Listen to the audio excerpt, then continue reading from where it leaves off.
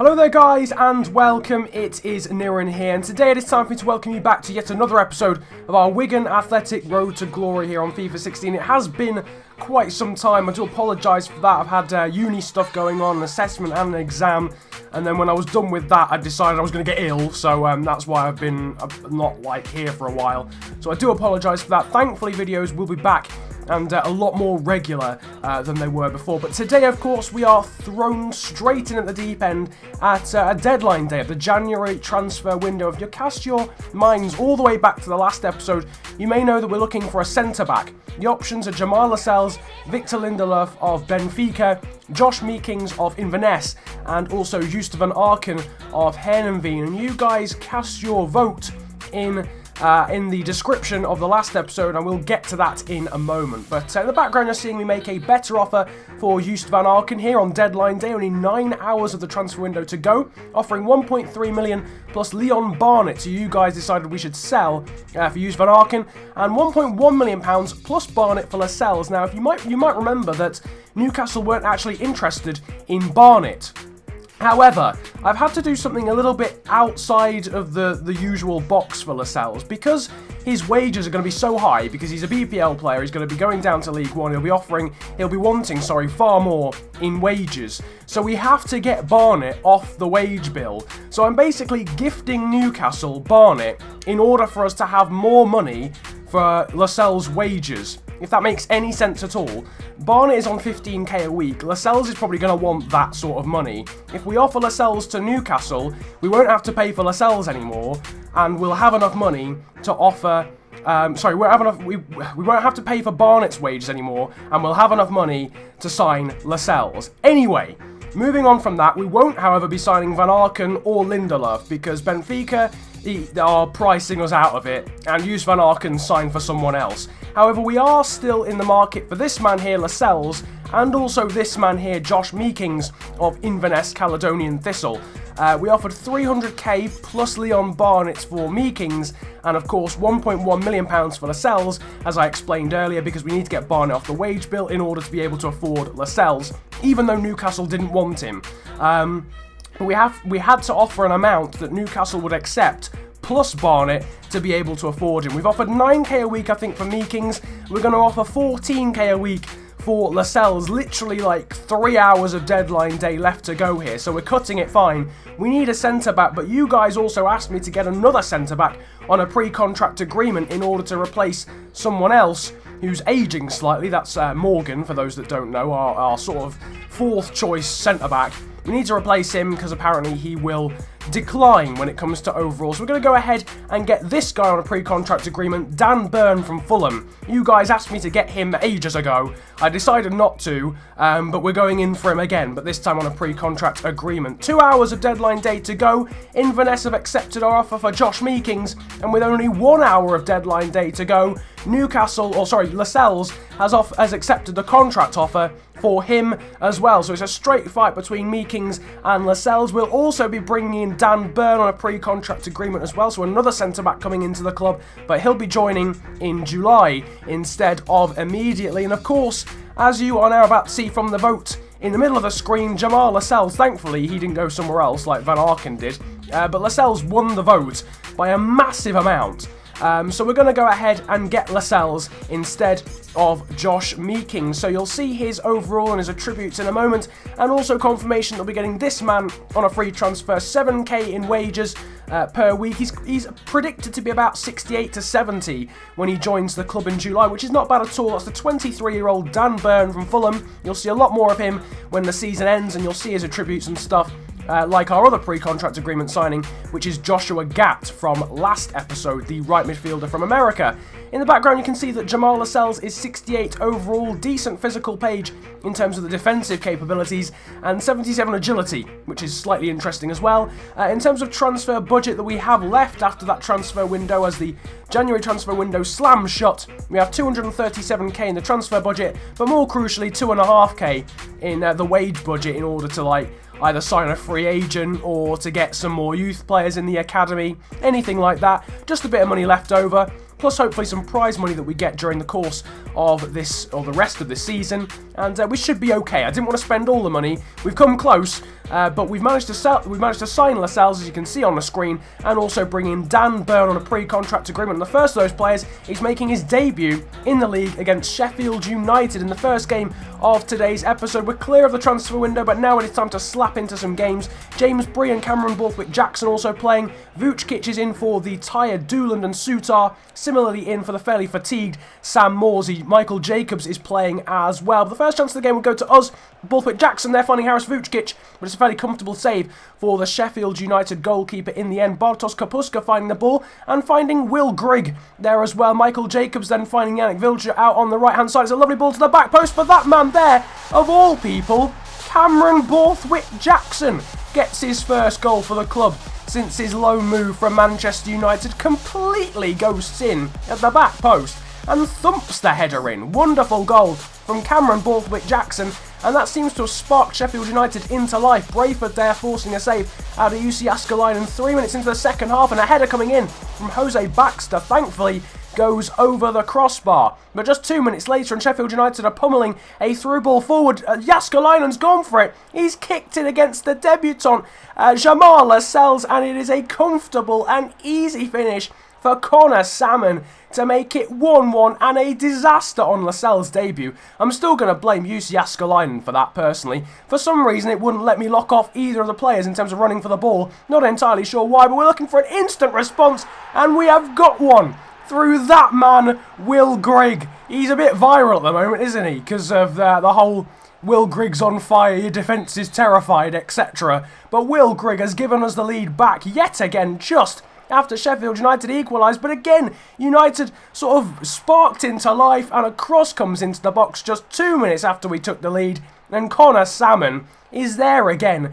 James Bree should have done better in terms of stopping the cross, and for some reason John Sutar, he's in the box trying to head it away. I don't know where Lascelles and Pierce were, but unfortunately it is 2-2. We've lost the lead again. Harris Vucic trying to restore it, but a wonderful block from David Edgar to prevent that from happening. And in the end, the game does end on as even 2-2 draw here at home, I do believe, at the DW Stadium, which is not a bad result in all honesty. But, you know, it could have been better. We were leading twice in that game. We gifted them the equaliser at first. Good rating there for Will Grigg. Of course, he scored and got a 7.3 rating. And not quite, I don't think that quite beats the on-fire threshold, in all honesty. I think he's warming to be on fire, but I wouldn't say defences are terrified, maybe moderately scared. Anyway, in the background, Philip Volton, our best Youth Academy graduate, has gone up to 60. He's a very good prospect, and we'll be hoping to get into the first team soon. As you can see there in the background, the next game is against Bradford. It's a simmed game, but last time we played Bradford, they actually dished us out our first league loss of the season, and today we play them again in League One. They actually lost their last game 2-0 to Millwall, but they are somewhat of a bogey team.